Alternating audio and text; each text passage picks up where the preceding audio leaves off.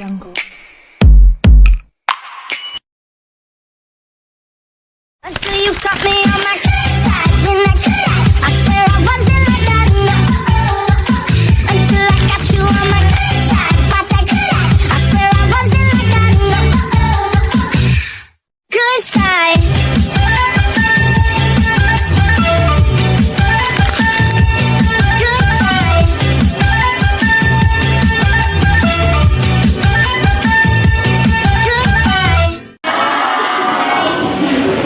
Tadi kakak udah perkenalan, tapi kakak ulang lagi ya. Perkenalkan, nama kakak Nabila Faza Azara, kakak dari Fakultas Keperawatan Universitas Sumatera Utara. Kakak salam kebajikan untuk kita semua. Amin. Sebelum kakak mulai, kakak mau bagi dulu leaflet untuk kakak jelaskan nanti materi yang akan kakak sampaikan ke kalian, dan juga kuesioner. Mohon untuk waktunya jadi untuk mengisi kuesionernya. Di kuesioner itu ada pretest dan post-test, di mana pretest itu kita adik-adik menjawab pertanyaan sebelum kakak menjelaskan. Nanti di post-test kalian bisa jawab kembali. Bisa minta waktunya adik-adik?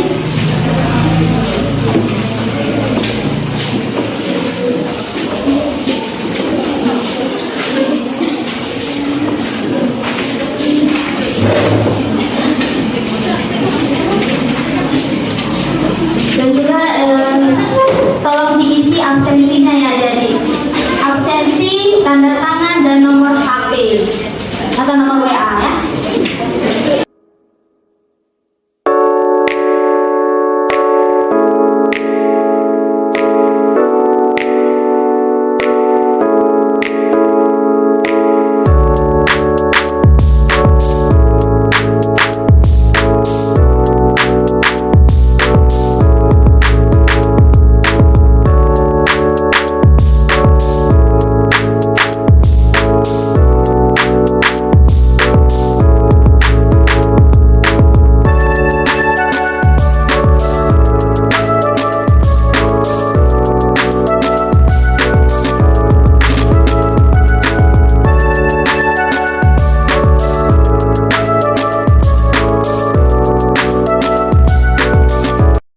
Pernah dengar nggak?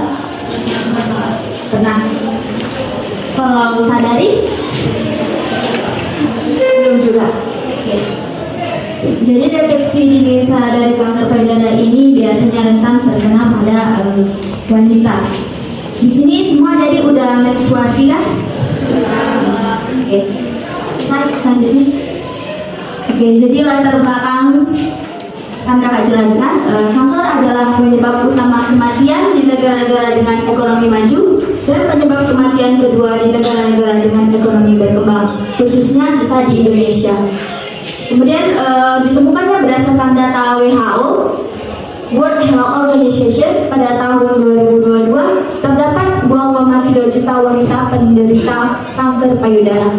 Kemudian pada di Indonesia, pada data Globokan tahun 2020, di Indonesia kanker payudara mencapai 64.858 kasus, 16,6% dari total 396.914. Dan data World Cancer Research Fund International tahun 2022 Indonesia tercatat 66.271 orang, 41,8%.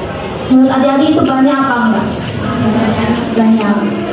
Kemudian di provinsi kita, Sumatera Utara, di tahun 2022 tercatat ada 3.206 penderita kanker dari seluruh kanker di Sumatera Utara, dan yang paling banyak adalah kanker payudara, 393 orang.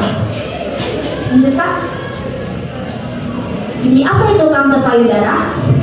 Kanker payudara dikenal sebagai karsinoma mamae, yaitu tumor ganas yang tumbuh di dalam jaringan payudara kita. Kanker payudara adalah keganasan pada kelenjar payudara yang disebabkan oleh kerusakan pada DNA sel-sel abnormal di dalam payudara kita.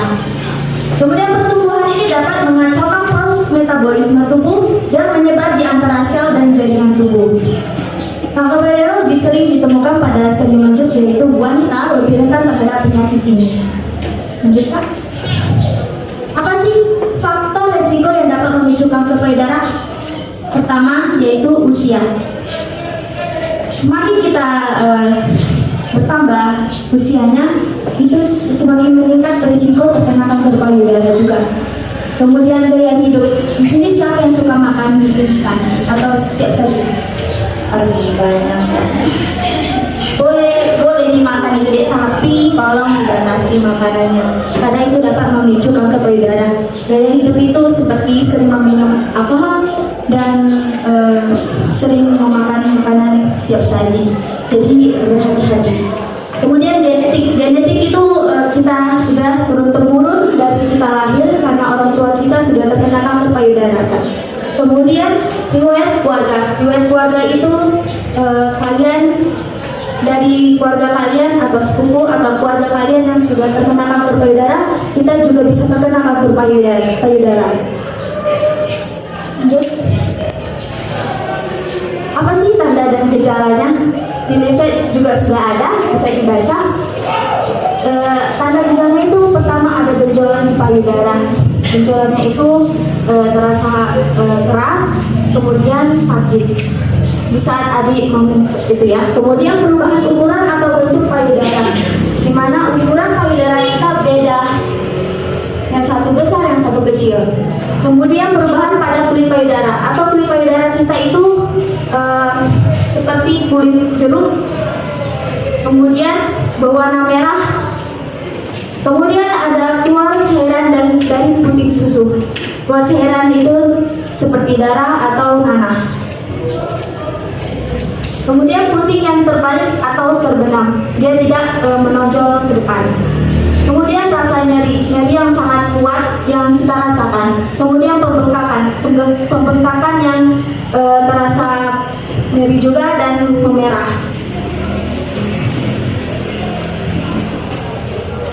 Jadi kanker payudara ini ada pencegahan kita dari awal, apalagi kalian yang remaja-remaja ini, yaitu dengan deteksi dini sadari. Apa sih itu Kak deteksi dini sadari? Deteksi dini sadari ini adalah singkatan dari pemeriksaan payudara sendiri. Ini adalah metode pemeriksaan yang sangat penting bagi kita, terutama kalian, untuk dilakukan secara rutin di rumah. Jadi ini gampang sekali. Jadi setelah kalian menstruasi, kalian bisa melakukan sadari ini di rumah. Gimana Kak cara melakukan sadari?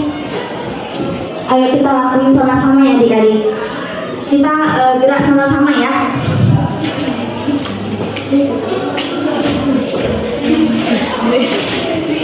Jadi sadari ini dilakukan setelah menstruasi di hari ke-7 sampai 10 setiap bulan. Sadari juga dapat dilakukan dengan dua cara, yaitu posisi berdiri dan posisi berbaring. Kalau misalnya kalian sudah siap menstruasi, bisa tuh kalian berjalannya di kamar mandi. Kalau kalian malu, bisa juga lagi bermalas-malasan, bisa sambil berbaring mengecek payudara kalian. Mereka nggak nyaman kalau misalnya kayak dipencet direkam. Untuk pengecekan supaya bisa ditindaklanjuti.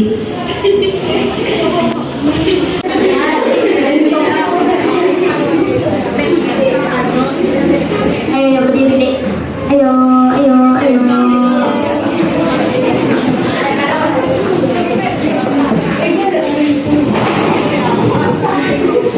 Ini penting dek untuk kalian.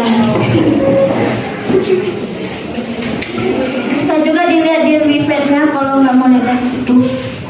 Kita lihat dari kakak ya. Jadi pertama Ke tengah. kita mengangkat kedua tangan kita ke atas. Ini kalian berdiri, jadi dalam posisi berdiri kalian bisa menghadap kaca saat di rumah. Kemudian lihat payudara kalian di kaca.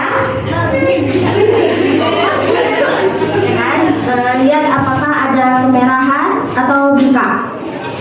Ya. Kemudian tangannya di pinggang, badan dibungkukkan sedikit. Oke, kalian lihat ke kaca depan, lihat payudaranya menggantungnya itu besar sebelah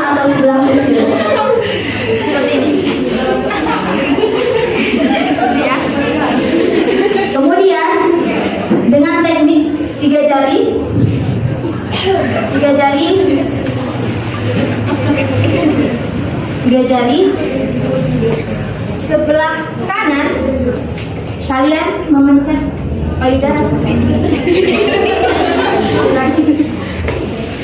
metodenya yaitu pertama kalian memencet payudara dari bawah ke atas secara menjikjak.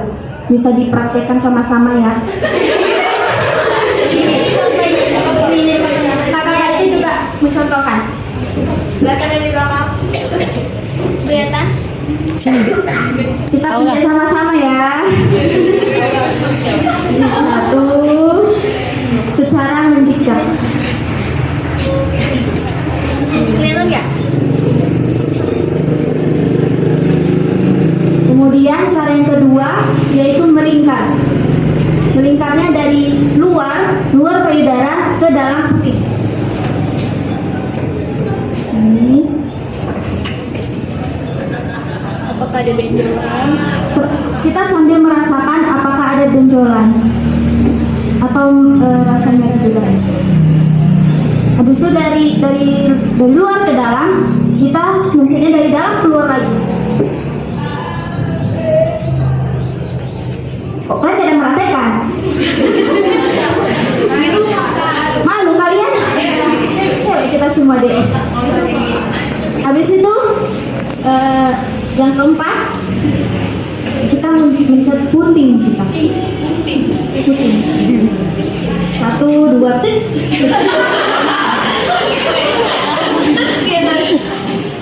Kalau kita lihat apakah ada yang keluar misalnya darah, itu harus hati-hati ya dek. Atau enggak nanah juga. Paham nggak? Paham nggak yang tekniknya tadi? Atau setelah selesai menstruasi. Jadi ini setiap bulan harus memang kalian cek-cek juga. Takutnya ada benjolan kan. Kemudian kalau kalian menemukan benjolan tanda-tanda yang sudah kakak sebutin tadi, kalian bisa merujuk selanjutnya ke rumah sakit gitu. Itu dinamakan sadanis. Jadi sadanis itu merupakan pemeriksaan klinis pada kedua payudara yang meliputi palpasi dan inspeksi yang dilakukan oleh penyedia layanan. Jadi yang dilakukan itu oleh tenaga kesehatan yang profesional. Jadi sadanis dan sadar ini sangat penting untuk dilakukan. Apalagi kita yang masih remaja ini perlu edukasi mengenai kanker payudara ini. Mungkin itu aja yang dari kakak bisa sampaikan. Ada yang ingin ditanyakan?